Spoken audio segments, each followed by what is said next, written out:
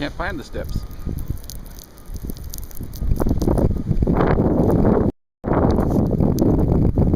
You know, I need to follow along behind Check you, Jim, out because that my dirt. boots aren't tall enough.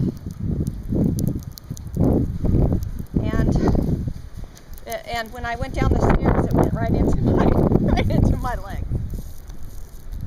The wind is really strong.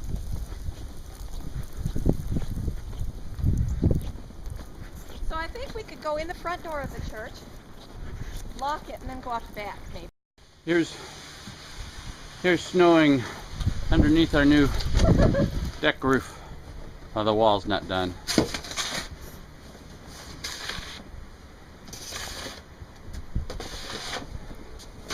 And this is after it's been shoveled twice, and we've got a new 6 inches there.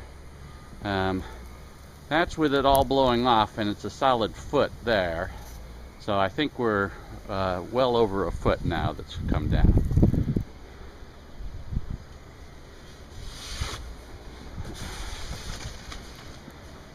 There's the, hope this thing is actually strong, because there's now 3 foot of snow up on top of our roof.